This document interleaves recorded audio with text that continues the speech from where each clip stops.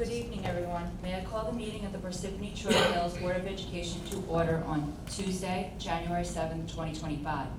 Welcome to the Parsippany Troy Hills Board of Education organization meeting. In compliance with Chapter 231, Public Law 1975, entitled Open Public Meetings Act, adequate notice of this meeting has been provided as specified in the act in the following manner. A meeting notice was published in the Daily Record and on the district website on January 17, 2024. A meeting notice was posted in all buildings, the website, and Town Hall on December 20th, 2024. In addition, notice of the meeting date was posted in the municipal building. A copy of the notice filed with the township clerk and transmitted to other newspapers: the Daily Record, the Star Ledger, Parsippany Focus, Tap into Parsippany, Patch, and the district website. This regular public board meeting is being video recorded as per bylaw 0168. The recordings of these meetings will be available on our district website and on our Video on the Go YouTube channel. We ask that you please refrain from using student or staff names in your statement. Professionalism is expected at all times. Please stand for the pledge to the flag.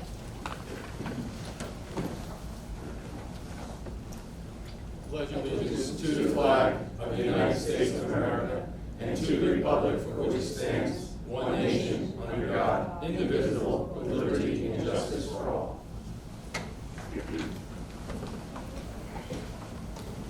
We are now going to review the election results.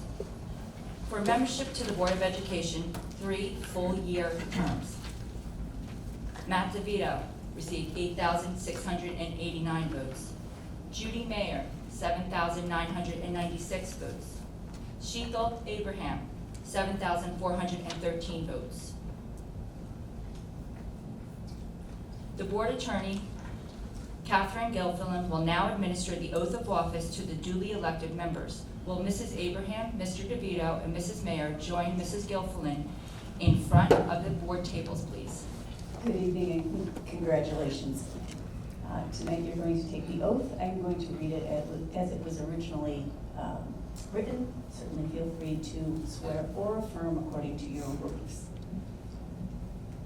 I state your name. I, Sheetal Abraham, Do solemnly swear do solemnly swear that I will support the Constitution of the United States that I will support the Constitution of the United States and the Constitution of the State of New Jersey, and the Constitution of the State of New Jersey, and that I will bear true faith and allegiance to the same, and that I will bear true faith and allegiance to the same, and to the governments established in the United States and to the governments established in the United States and in this state, under the authority of the people. and in this state under the authority of the people. So help me God. So help me God. I state your name. I, Sheetal Abraham, Do solemnly swear do solemnly swear that I possess the qualifications prescribed by law that I possess the qualifications prescribed by law for the office of member of a Board of Education, for the office of member of Board of Education, and not disqualified as a voter pursuant to RS 19:4-1, am not disqualified as a voter pursuant to RS 19:4-1, and am not disqualified to serve due to conviction of a crime or offense listed in NJS 18A:12-1. and am not disqualified to serve due to conviction of a crime or offense listed in NJS 18A:12-1, And that I will faithfully, impartially, and justly perform all the duties of that office according to the best of my ability. and that I will faithfully, impartially, and justly perform all the duties of that office according to the best of my ability. So help me God. So help me God. Congratulations. You guys can take more to celebrate.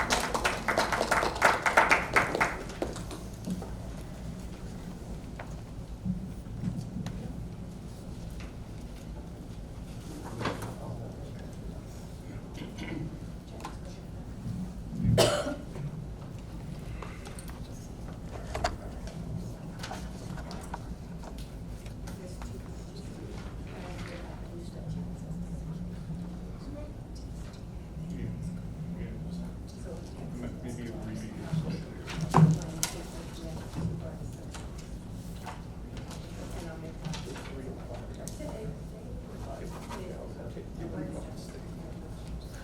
You put two, that's all right.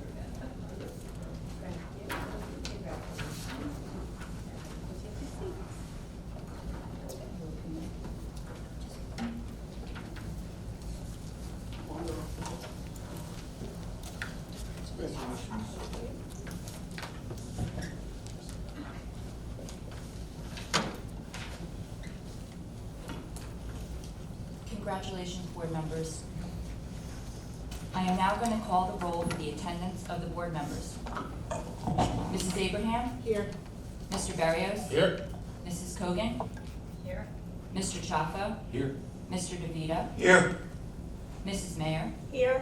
Mr. Rhea? Here. Mrs. Chappelle? Here. Dr. Wright? Here. We will now have the election of officers, starting with the president. Are there any nominations for president of the Board of Education? Mrs. Mayer? Thank you. Tonight, I am pleased and honored to nominate Allison Cogan for the office of president. Allison has demonstrated a true commitment to the Parsippany Troy Hill School District. She constantly seeks ways to improve her effectiveness as a board member by attending numerous workshops, legislative committee meetings, and delegate assemblies, and then turnkeying the information.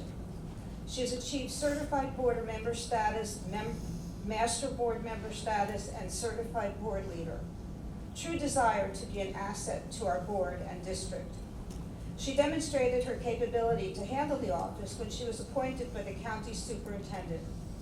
Please accept this nomination, which I make with absolutely no reservations, and join me in supporting her for this position. Are there any other nominations for president of the Board of Education? Mrs. Abraham? Thank you. I would like to nominate Mr. Matthew DeVito for the role of president. Thank you.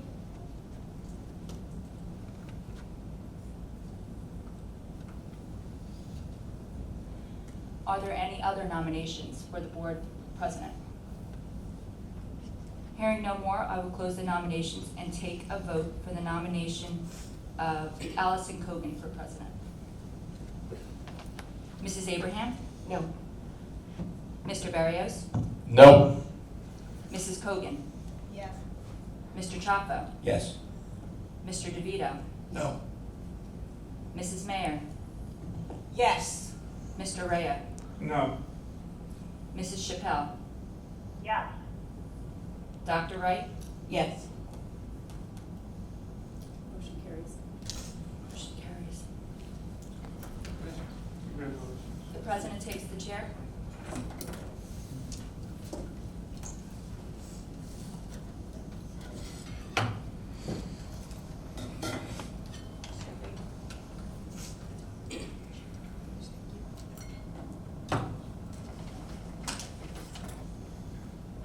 Okay.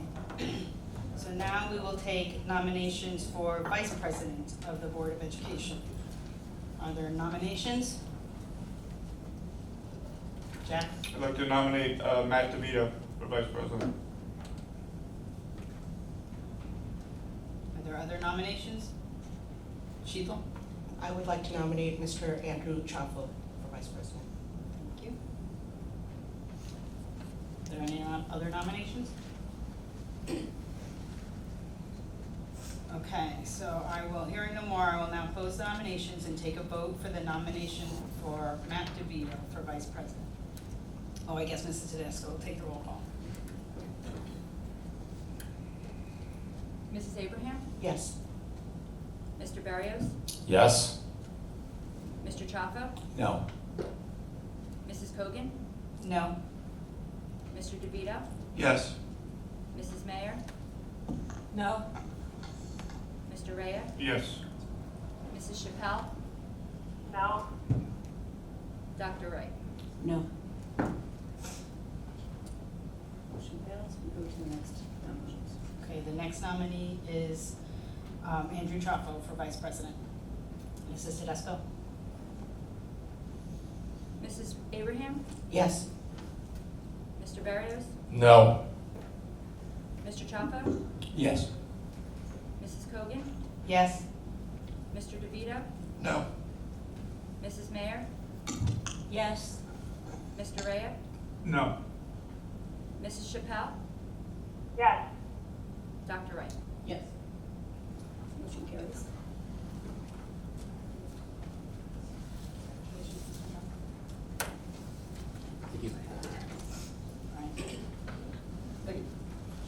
And now we will have our student committee reports. Looks like only one of you there.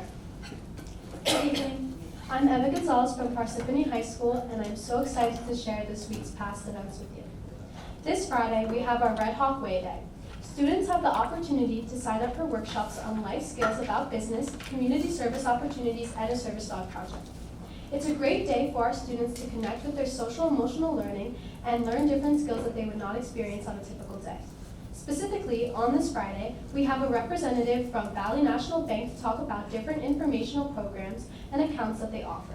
If you are 17 or older, you can open a bank account with them there with a $25 opening fee and your driver's license or student ID. A lot of our students are so grateful for this opportunity. Our student council has been preparing for our winter conference at TCNJ. This year, our PHS student council is hosting 2 workshop sessions for other school members. Together, we created an escape room about time management. We plan to have students go around the room and answer questions with prizes for first, second, and third place winners. After they complete the escape room, we will give them a brief recap presentation on time management. We are so excited. This year, we also have a student running for the Student Council State Executive Board, Sanya Jahangir. We are so excited to be cheering her on, and we wish her the best of luck. Land meets have been scheduled for our school on January 17th, and we are so excited for everyone to get involved. We hope to have a great turnout to support our senior class. Our ski and snowboarding club is starting their preparations. They had a meeting just the other day to discuss the preparations needed for the club. This year, we had a handful of our FBLA members qualify for the state competition. We're so excited and we wish them all luck. Our drama club is amped up their preparations for our school musical, Guys and Dolls. As of right now, they're taking orchestra auditions. Recently, we just started our RMS Reading Buddy program, and we are so excited to work with little kids and their reading skills. So many students signed up, so we are excited to make a difference within our community. The program basically consists of going to Rockaway Meadows Elementary School and working on one-on-one with children that are struggling with their reading skills through vowel shapes, sight words, and more. We plan to work with all grade levels. Since our school started just a couple days ago, there's not a lot happening otherwise club-wise, but we're so happy that everybody enjoyed their winter break. For our Parsippany High School sports, we have our boys wrestling team has a home against Boonton wrestling match today at 6 p.m. and we wish them the best of luck. Our Parsippany High School girls basketball team had a home game against Milburn yesterday with the 37-19 win, and we're so proud. They have a game against Morris Hills at 7 tomorrow, and a game on Friday at 4 p.m. at Boonton High School. Yesterday, our swim team also had a meet at Madison YMCA. Our girls wrestling team has a match at Ramsey today at 6 p.m. and they have a match on Thursday at Morris Hills at 6 p.m. and we will be sure to show our support. Our Parsippany Regional Hockey team has a game today at 8 p.m. versus Roxbury at Menon Arena, so be sure to support them. And lastly, our boys basketball team has their blackout game home versus Boonton at 7 p.m. Our school will be sure to show our pride and support. So Tanish will not be here to give his report, so I'll be giving the Hills report as well. So I'm pretending to be him today. So let's get started with this month's Viking report, starting off with Essential Student Council updates. This Wednesday, January 8th at the PHS Student Council will attend the NJSAC Winter Conference, a key event for fostering leadership and collaboration among student leaders statewide. We are proud to announce that one of our own student council members is running for the prestigious state board president position. This is an incredible opportunity to represent PHHS on a larger scale, and we wish him the best of luck with the election. Additionally, PHHS Student Council will be hosting a workshop at the conference. The topic of our workshop is how to increase community engagement via school events.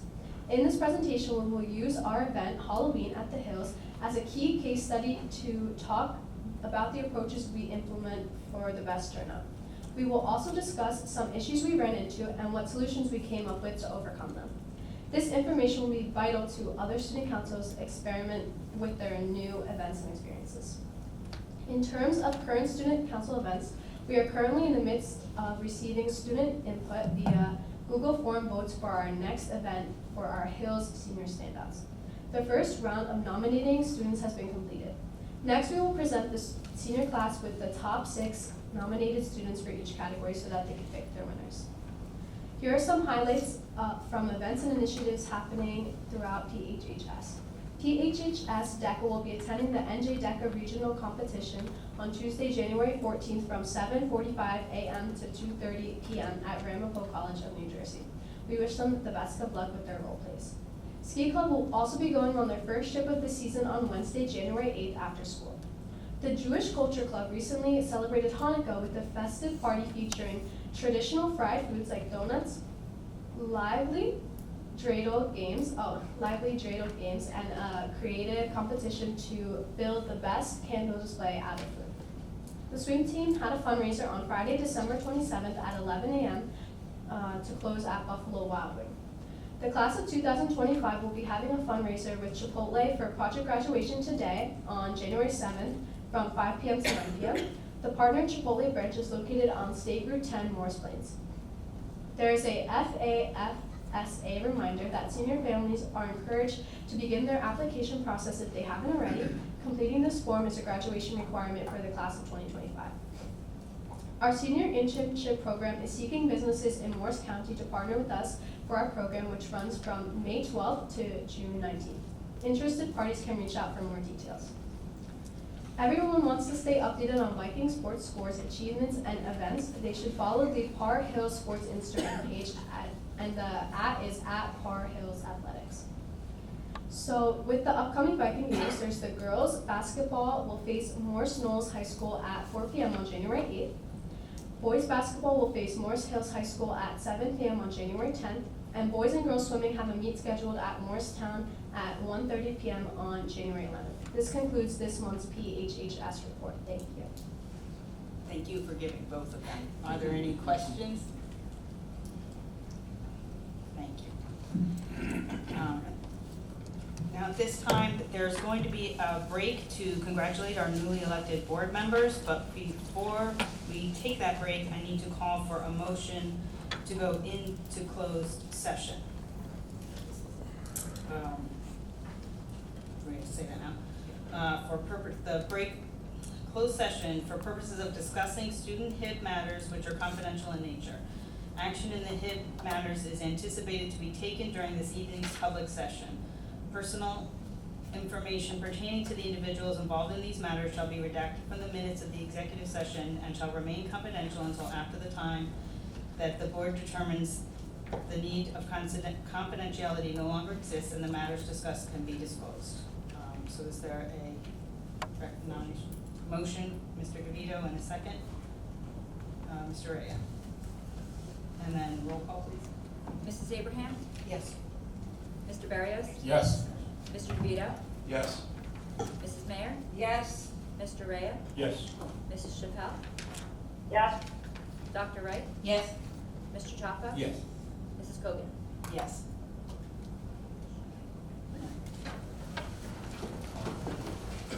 Michelle, coming back. And may I call the public meeting back to order?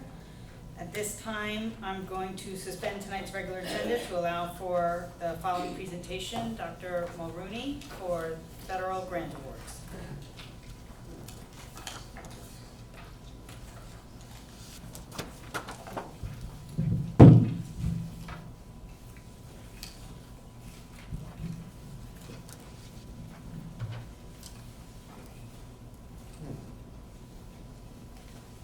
Just testing out the clicker, guys, when we get started. It's not clicking. Okay.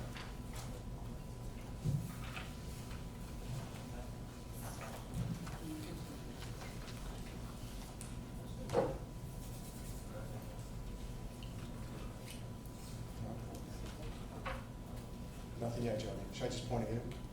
Yeah.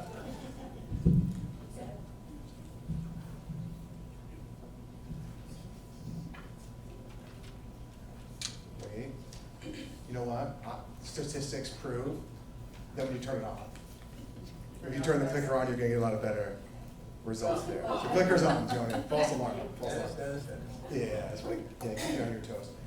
So we're gonna talk about federal grant award utilization. Before I do want to thank Colleen and Robin for their support in these endeavors.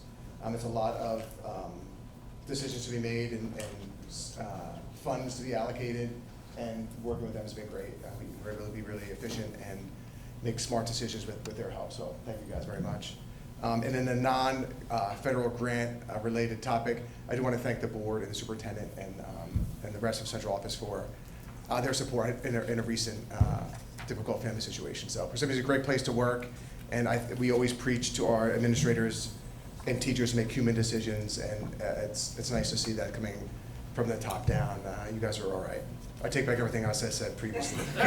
So from now on, you guys are all right. All right, so we're going to talk about our federal grants and how we use them, and you'll see there's 3 different areas. There's CEIS funds, there are title funds, and then IDEA funds. So let's start with CEIS. CEIS is they're federal program funds. I'll try not to read off the slides too much, but they help a school with significant disproportionality. Allows us to provide coordinated early intervening services to serve children in that category, but not necessarily only those children. So we have some flexibility to use those funds. Using it solely for those children would just be difficult to implement things entirely. So on the next slide, you'll see 5 of the ways we use these funds. The first one is for an after-school math tutoring program for middle and high school students. Those tutors are our middle and high school teachers that we pay through the funds. Second are each elementary school received $5,000. For parent nights, they're going to put together a language arts parent night and a math parent night. They have the freedom to do that any way they choose based on their community and their staff. But the idea is to get parents and kids in the building to talk about the programs we do, to get them speaking the same language and supporting the curriculum at home, which is always helpful. We are paying for 4 waivers for English and math teacher at PHS and PHHS. They'll be working with at-risk students in our math and English classes. Like for example, Algebra 2 is always a tough one. That's probably the math class that we see kids repeating the most. We have seniors who are part of the portfolio process. They can help them, support them for the preparation of that process as well. And the goal is to get kids to June with a diploma in their hands, and these 4 waivers will help us do that more effectively at the buildings. Number 4, we've been spending money on math and language arts supplies at the K-5 level, class books, teacher resources, etc. Number 5 is an exciting one. We're still working on this one, but as we look at artificial intelligence, now we can use it in the classroom. You look at it first from the teacher perspective. How can it make teachers' lives easier to prep, to plan, to teach students, to assess students? And then the second one, which I think is a lot more nuanced, is how can students use this in a way that helps them learn without stopping them from thinking, So we have our AI committee that we're meeting, and we're working on an enhanced AI policy, which you'll be getting drafts of soon. But the one step that we're taking is looking at Conmigo, which is an AI chatbot, which guides students through learning. It doesn't give them answers per se, but it's going to point them in the right direction. And we're excited to try these things and to pilot them and get it in our students' hands. Next slide. We're going to have we bring in in-district consultants. We've had PD on interventions and small group instruction, focusing on our English classes, particularly at the high school level, and PD with the Living Literacy Network as well. We pay for out-of-district conferences and workshops for teachers through this, and we've also purchased various educational software. 3 in the area of math include 4, MobiMax, SuccessMaker, Alex, and IXL. I can elaborate on those at the end if you'd like. And then Learning Out Loud, which are audiobooks for English classes. We've done this One Book, One School program, which we approved earlier in the year. It's a graphic novel of high interest, and we got those books brought in through CEIS funds.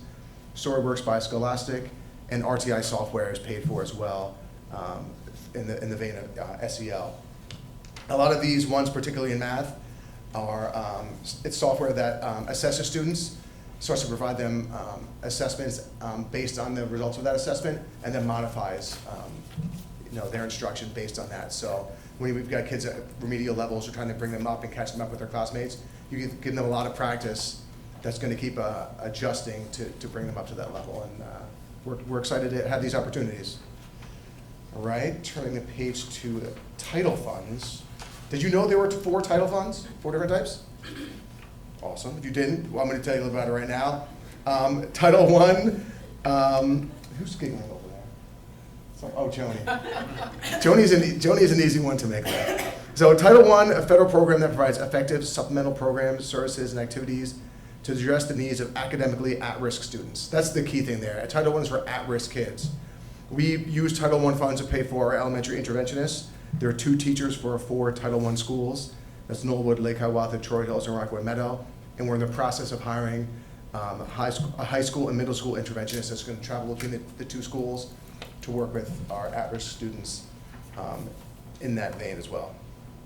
Title II is about professional development, preparing teachers, training teachers, recruiting teachers. So we use this money for Gravity Goldberg, Teacher PD, and sub-coverage. We could pull teachers from class to engage in the PD.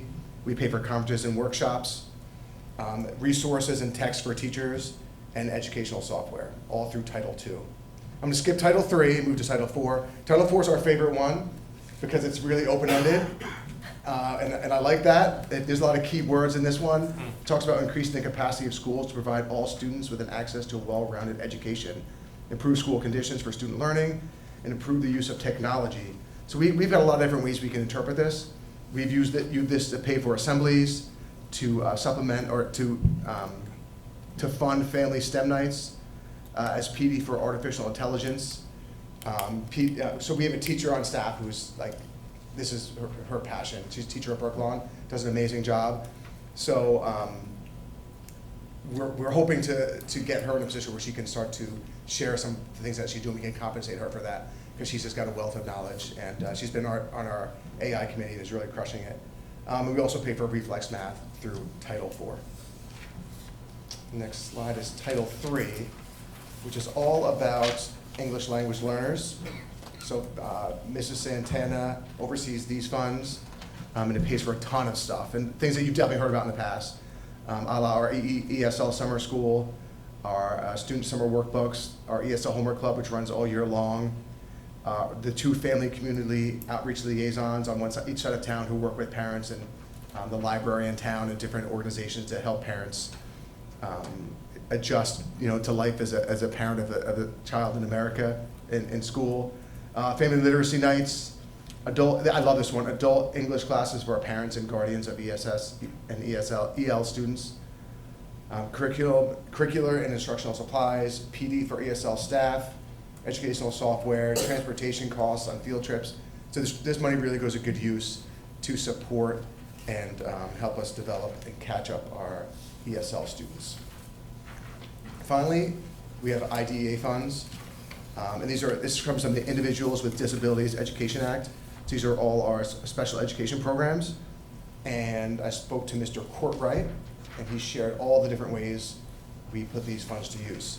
And the first one is out-of-district tuition, okay? The second are stipends for our behaviorist liaison, CST liaison, and presentations to parents through CPAC. We're using this to buy instructional supplies to support life skills instruction.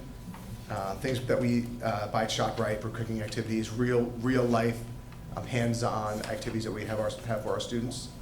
Our CBI trips, mostly but not exclusively for students in the STAR program. These include karate, yoga, bowling, a minor league baseball game. And these are super rewarding activities for our students. We also pay for in-district professional development.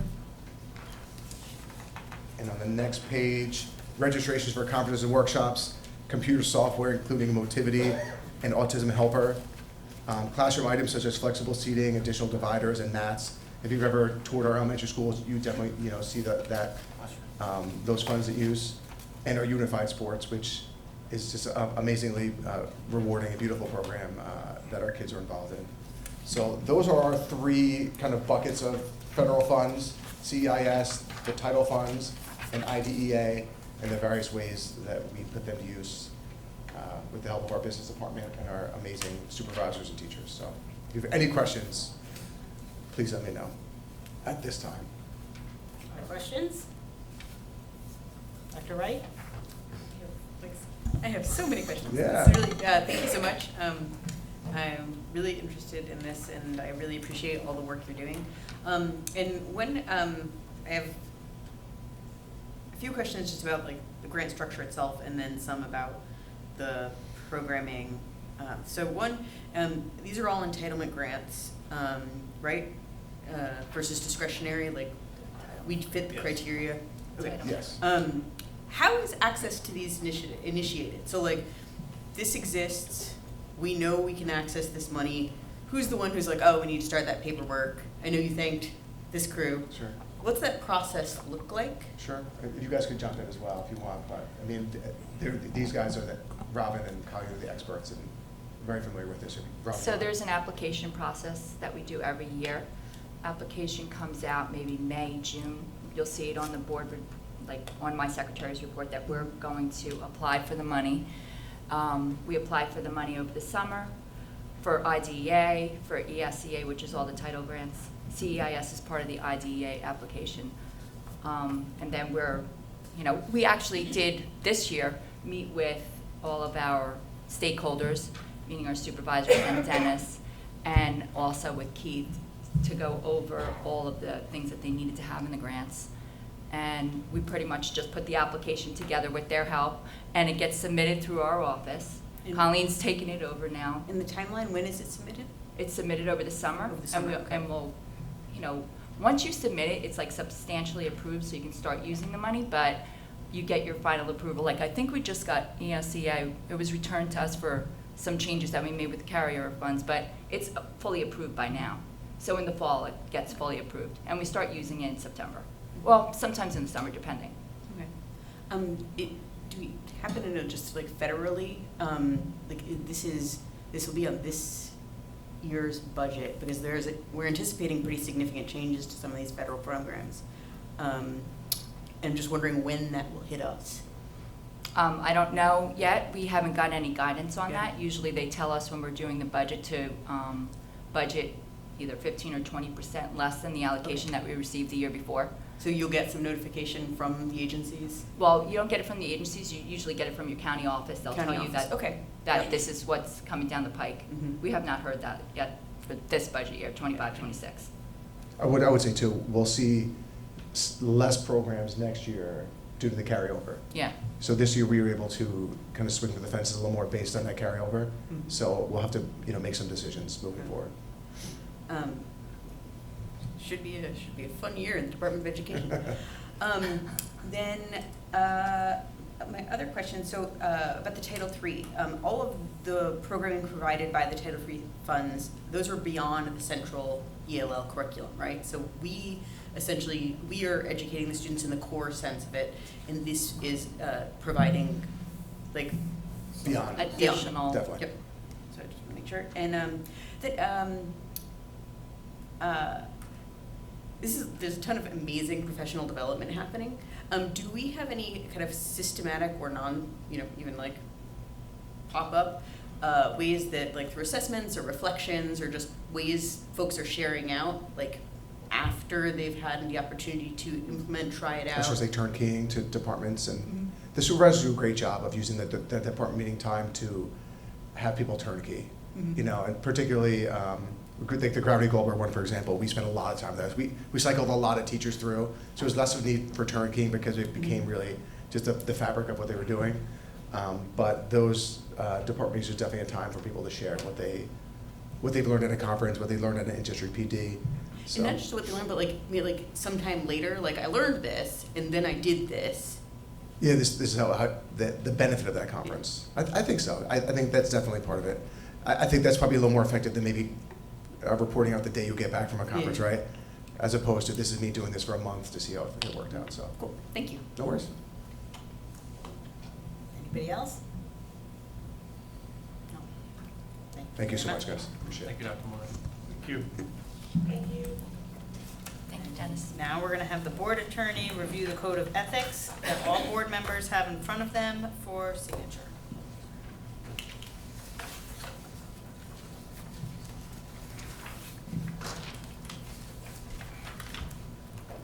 Good evening, board members.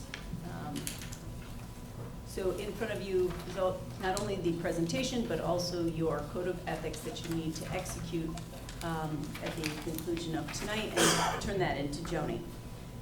This constitutes your annual training as required by code, We generally just go over briefly what the code and the statute require.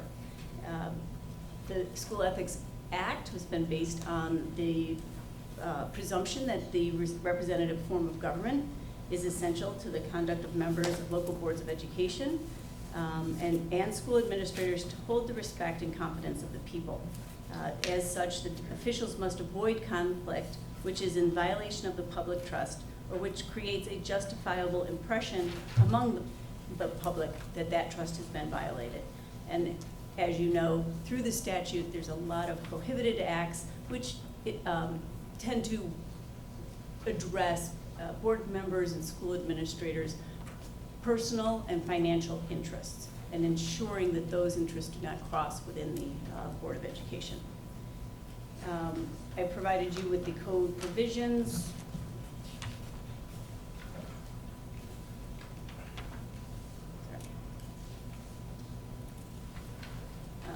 In case you want to go and look at it. So to whom does it apply? All board members, employees or officers at a certain level. So your district administrators, your building administrators, your central office administrators are also bound by the Code of Ethics. I'm sorry, they're bound by the prohibition, not the Code of Ethics. The Code of Ethics only applies to you guys. Tonight, we're just going to talk about the Code of Ethics, because that's what it requires.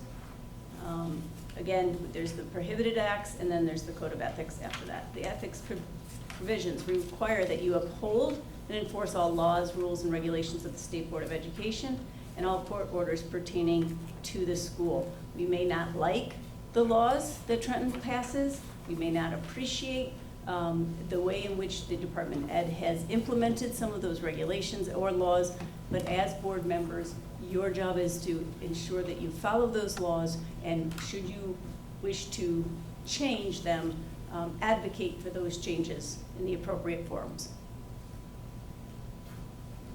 I will make decisions in terms of the educational welfare of children and will seek to develop and maintain public schools that meet the individual needs of all children, regardless of their ability, race, creed, color, sex, or social standing. You just heard a wonderful presentation by Dr. Mulrooney in terms of making sure that all of our students are receiving the benefit of the education that you folks help fund. I will confine my board action to policy making, planning, and appraisal, and I will help to frame policies and plans only after the board has consulted those who will be affected by them. This is one of the most difficult provisions for board members generally, and I would not include this board, but generally to follow, because it's you do have the responsibility to oversee that district.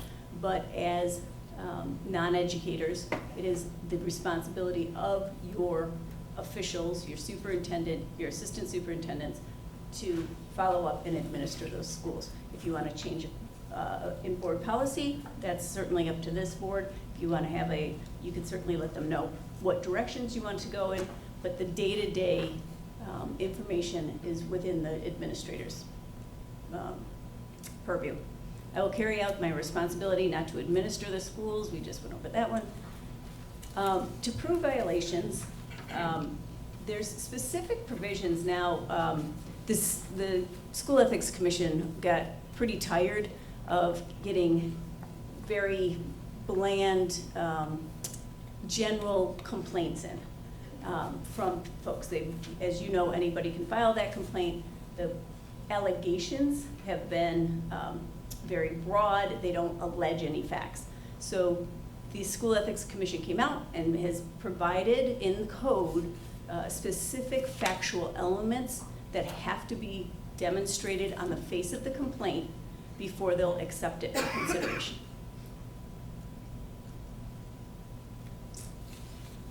I will recognize that authority rests with the Board of Education and make no personal promises nor take any private action that compromises the board.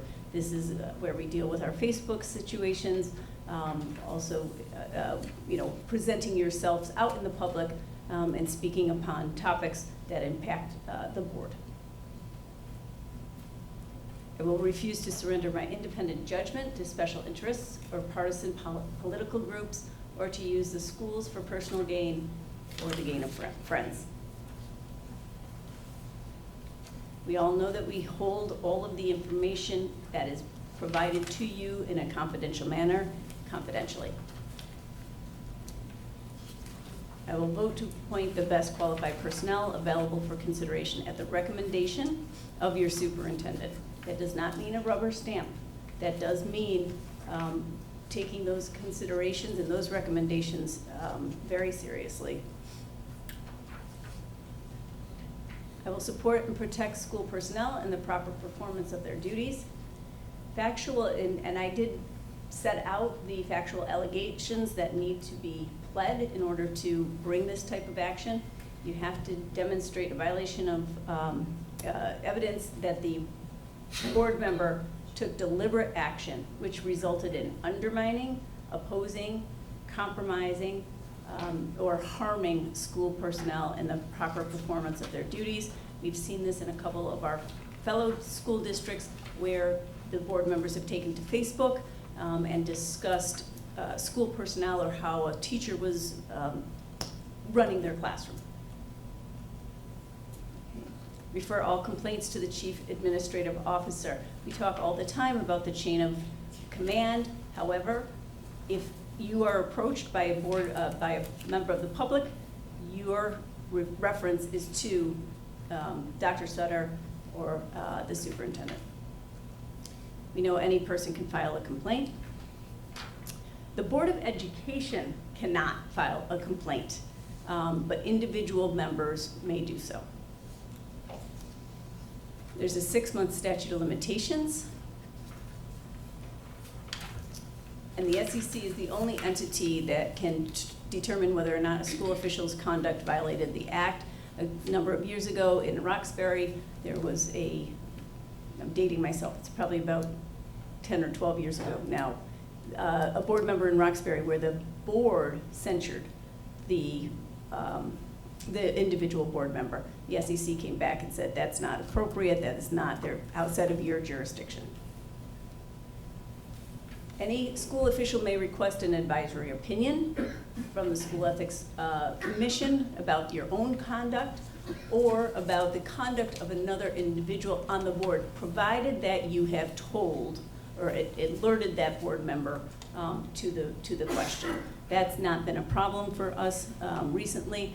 All I will tell you is it's great to get the advisory opinion. What the School Ethics Commission says is that, great, you get the advisory opinion, but if it's wrong, that's on you. Here are your 4 sanctions for violations of the act. I have not seen a removal in at least 18 years of doing this. Here's your disclaimer language. You want to make sure that that is on your Facebook pages, your TikToks, your whatever other social media you may be in, and as well as if you are presenting information out in the public. Additional board member training requirements, again, for our newly returning board members. You also have to continue to do your board training. It gives you the date, and you can get that information through Ms. Benos' office. You have to file that information with Ms. Tedesco. That is an advanced training program for you folks. All right. Personal and relative financial disclosures, again, please make sure that you fill those out. Those have to be to Ms. Tedesco before April 30th. She adds your name to the list. That list eventually goes to Trenton. They kind of cross-reference information. It also applies to school administrators. Those are public records, and they are approved by the ECS, so you may get a kickback if they think that there's something incorrect about it, but that information needs to be to Ms. Tedesco, and that's quite frankly very helpful for us in the administrative role to make sure that you're not voting on anything that you should not be. We try to make sure that you're alerted to that beforehand. We take credit for this chart that the SEC put out in 2023. Parsippany has been doing this for about 25, 30 years. So they've decided to expand that. So it really lists kind of the relationships that exist out there in the world and whether or not that individual can participate in negotiations or be involved in the superintendent actions, which would be hiring, termination, evaluation, anything of that nature. So if you're looking specifically for information on your school ethics regulations, they are found in 6A:28-1.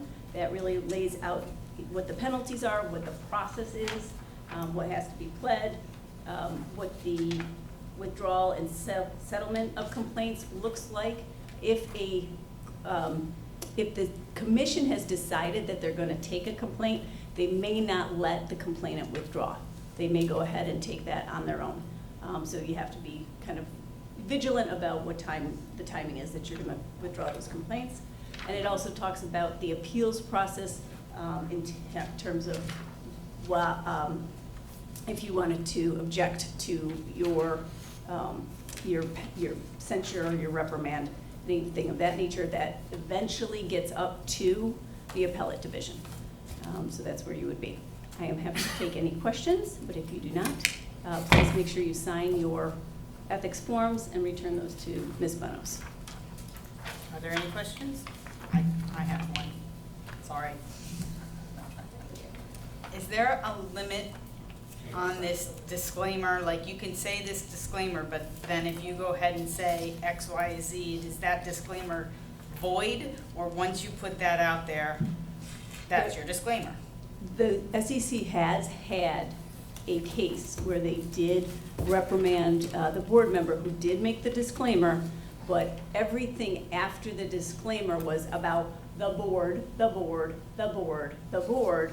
I do believe that that individual was an officer of the board, and they said that the actions that they took, despite the disclaimer, was sufficient to find a violation. So I would just say, yes, you can put your disclaimer on, but it's not a free pass. Thank you.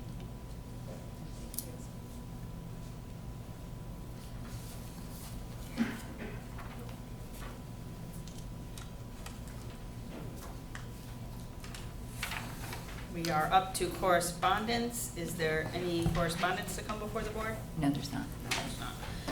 Unfinished business. Mr. Raya. We worked on this over the last 2 weeks. This is a statement that we are going to make to the New Jersey Department of Education. It'll be tomorrow, so you all received a copy of this. And if you have any questions or any comments, be happy to hear. But I think we got a pretty good document. Apparently, we have 3 minutes to speak. So when I say we, I guess it's me. So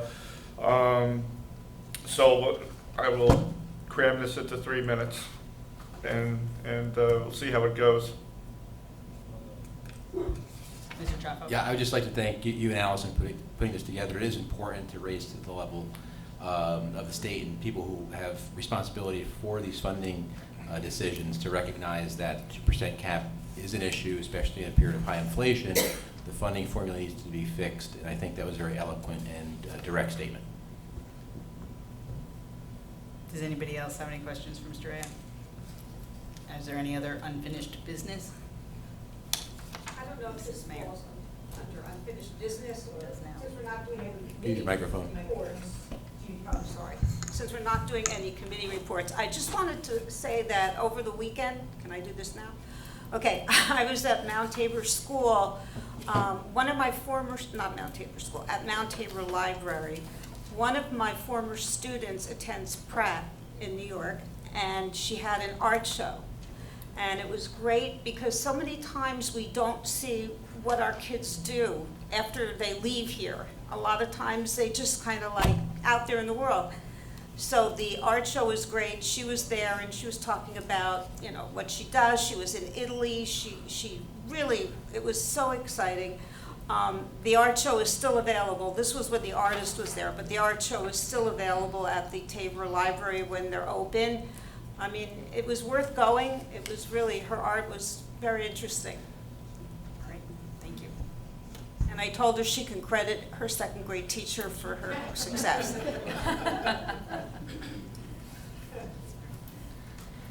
As this is the first meeting with this new board, please review the committee list that will be coming around and fill out the index card with the committees that you would prefer to be on for this coming year and return it to Ms. Benos as soon as possible, you know, tomorrow. If you haven't already thought about this, all of us have been on the board before, so I'm pretty sure you all knew this was coming. Yes, please, pass that direction. Thank you. Now we are up to the approval of minutes for the regular and executive sessions of December 19th, 2024. Can I have a motion for the approval? Mr. Chaffo, and a second, Ms. Mayer. Is there any discussion on the minutes? Okay, roll call, please. Mrs. Abraham? Yes. Mr. Barrios? Yes. Mr. Vito? Abstain. Abstain. Mrs. Mayer? Yes. Mr. Rhea? Yes. Mrs. Chappelle? Yes. Dr. Wright? Yes. Mr. Chapa? Yes. Mrs. Cogan? Yes. And now to Superintendent's Bulletin number 10, Dr. Sutter. Thank you, Ms. Cogan. Good evening, everyone. Before we begin, I would like to welcome Dr. Steve Forte. He's the superintendent of the Denville Schools with us today. I hope he's not on a recruiting trip, but it's great to see you, Steve. Welcome back, everyone. I hope everybody had a pleasant holiday season with their family and friends. January is Muslim Heritage Month, and as such, the district will take some time to honor and celebrate Muslim heritage, history, and contributions with our students. The coordinating supervisor of K-12 Social Studies has provided a link to the New Jersey Department of Education's professional development series titled More Than Just a Month, which includes a free webinar on Muslim American history. Congratulations to our new president, Mrs. Cogan. I look forward to working with you throughout the remainder of my time in the district. Tonight for your approval, we have Superintendent Bulletin items 1 through 39 with addendum items 40 through 49. Are there any questions on the Superintendent's Bulletin? Okay, seeing now none, we'll move to the Secretary's Report. Mrs. Tedesco? Hi, everyone. On tonight's Secretary's Report, we have our regular business motion, including the 2025 organization motions for the calendar year and the new board. Are there any questions on the Secretary's Report? All right, new Thank you. business. I don't believe there's any new business. So we're up to the hearing of the public at this time. Oh, sorry, new business? Yes.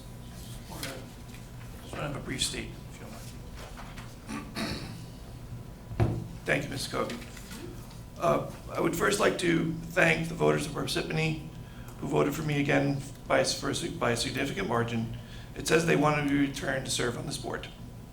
I'd also like to thank Mrs. Abraham, Mr. Rea, Mr. Chappelle, and Dr. Wright for speaking with me individually this past week to talk about their concerns and ideas of what thoughts they're going on, what their thoughts are going on for this year.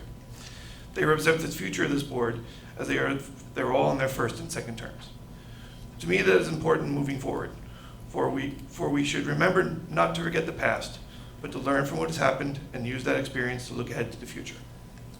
I'm kind of thought of a quote by Teddy Roosevelt. It's probably, many of you probably heard it before.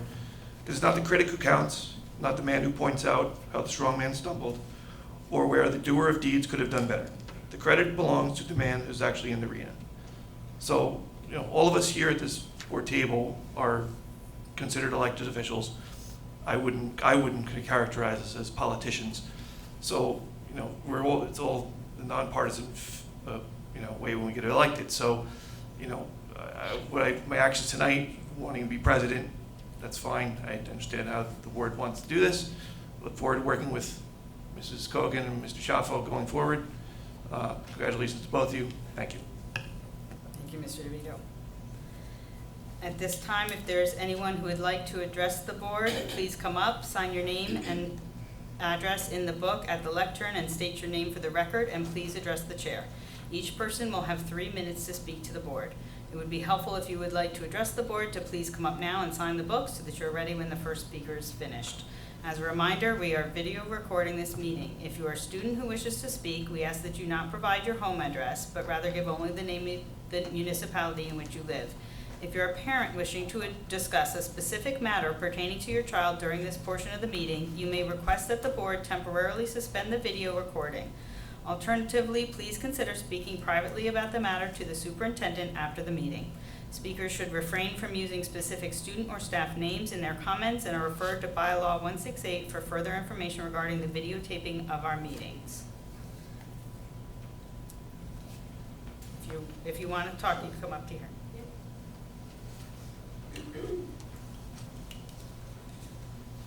Hello. So this is our first time to this meeting, so to a forum like this, so if we do make a mistake, please just help us out. Bear with Yes, us. start with your name. Bijal Shah. Okay. And we're here because we're concerned parents from Brooklawn Middle School. As we know, there have been some allegations made against the principal at Brooklawn Middle School.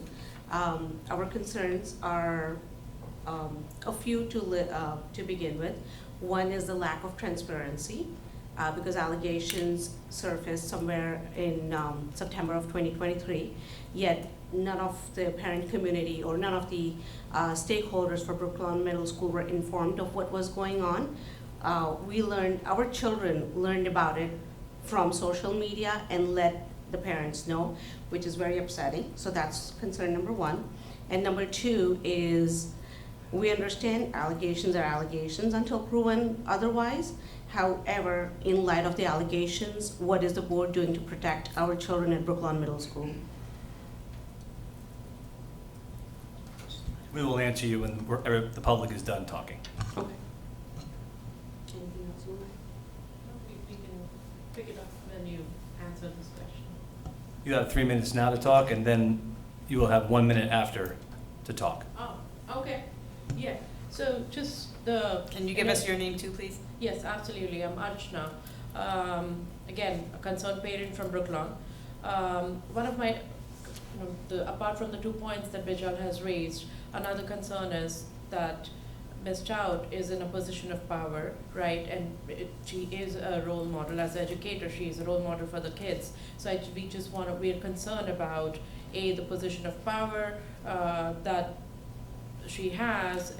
Yes, allegations are allegations, but still, she is in position of power. And also just in terms of our kids, right? What example are we setting? And kids know about this. Kids are living with, talking about this. So just concerned about the example that we are setting for our kids. Yeah, we don't want to be casual about it. Yeah, we definitely don't want to be casual, and it was really, really disappointing that the kids were talking about it for a week or two, and then the parents got to know about it again from a few of the kids, and then we had to kind of confirm things amongst ourselves, right? So the lack of transparency was definitely very underwhelming, to say the least. Anything else? Yeah, I would like to follow up. I know background checks are done, but when was the last background check done for the principal of Brooklawn Middle School? And in light of the allegations, has the DCF been informed by the board that these allegations are outstanding? And the last thing. Your time is up. I'm sorry. Your time is up. Time's up. Can I just take 30 seconds? Finish Your sentence and then you're. Okay. If at all you need a count, right, like a strength from the parents to say that, okay, if we get, say, 100, 200 parents to kind of step up and say that maybe temporarily the principal is working remotely or whatever, right? Like we definitely have that kind of support from the parents community. So that is something that we'd like to discuss as well. Thank you. Mm-hmm. Okay.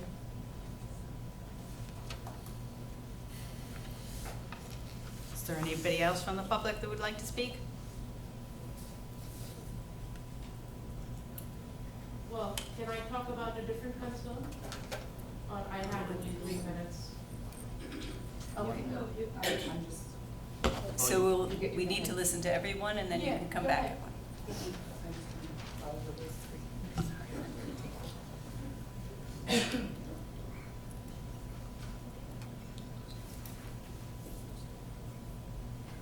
Yes, hi, Nicole Lorelli, excuse my voice, I caught the Jersey cold. I am Nicole Lorelli, I'm not from this community, but I'm a strong community in our Dover, where I live. And one thing I have to say, I'm here to represent these fine men back here, because there's a problem when you have contracts not being signed from last year's fiscal year of the men and women who take care of your grounds and your buildings being cleaned for these children since COVID. We don't have to go there. But I will say it's pretty disrespectful when you have on a piece of paper that this new person's taking 6 figures, and we can't take care of the people who he has to run since July 1st, and there's still nothing. It's a problem. It's very disrespectful to these men, and it's not fair. And I just think it's a problem. And everyone, apparently there's people on boards who don't even work in this state, and it's crazy how much they make. And I just think it's really unfair to the small people who keep everything running. And we remember that through COVID. And I think everyone should really understand that, especially parents who don't know about it. Speaking of transparency, your hard-earned money in taxes helps these men, and it's not going to the right place. Thank you. Thank you. If you'd like to come back up, you have another minute to speak. I said enough. Thank No, you. no. I just said- I'm Archana again. I just want to echo the previous parents' concern, but definitely, the contracts for the school support staff is a concern, and I completely agree with her that, it's a disrespect, right? If at all people are not getting paid, we are not renewing contracts and all of that, so that certainly, I urge the board to kind of take that seriously. Thank you for that meeting. All right, so we're going to close the public session. Dr. Sutter, would you like? Sure. The district is aware of certain 20-year-old civil allegations against one of its staff members. The district has been in contact with our attorney as well as the prosecutor's office. We wish to assure the public that the district has not received any information or evidence that suggests that there is any threat to our students. The district engages in a thorough screening and onboarding process, including adherence to the background check requirements set forth by the New Jersey Department of Education. In sum, the New Jersey Department of Education requires teachers, administrators to pass a background check. The Office of Student Protection Unit conducts the background checks in collaboration with the New Jersey State Police and the Federal Bureau of Investigations. Moreover, the district works closely with the Parsippany Troy Hills Police Department as well as the Morris County Prosecutor's Office in investigating any claim which would adversely impact our school community. Finally, the district has safeguards in place to ensure that safety of all students, which is the district's paramount concern. Further than that, we cannot comment on personnel matters. We invite anyone with any questions or concerns relative to their child's safety to contact my office. Again, thank you for bringing your concern forward. With regards to negotiations, we value our employees here, and we have been in contact with the negotiations chair on numerous occasions. It is not for a lack of effort on the board's part. We are waiting to hear back from Local 32. When we hear back from them, we will certainly continue to engage in negotiations. Thank you. And can I just confirm that they're being paid on their prior contract? Correct. Correct. Thank you. Which is very insufficient. So now we're up to the Superintendent's Bulletin number 10, items number 1 through 39, with addendum items number 4 through 49 and read-ins. Can I have a motion for the Superintendent's Bulletin? Mrs. Mayer, and second, Mrs. Abraham. All right, roll call. Mrs. Abraham? Yes. Mr. Barrios? Yes. Mr. DeVito? Yes. Mrs. Mayer? Yes. Mr. Rhea? Yes. Mrs. Chappelle? Yes. Dr. Wright? Sorry, yes. Mr. Chaffa? Yes. Mrs. Cogan? Yes. Oh, sorry, hold on. For me, it's Michelle on the phone. I have to abstain from number 39 because I was not part of the closed session discussion. Thank you, Ms. Chappelle, we got that. Yes. All right, there being no further business, I would like a motion to adjourn the meeting. Mrs. Mayor, second, Mr. DeVito. Roll, all in favor? Aye. Aye. Meeting adjourned. Thank you. Yes, yeah. Oh, yes. Yes.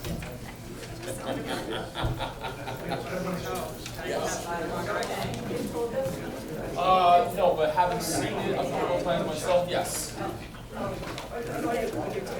Yeah, right.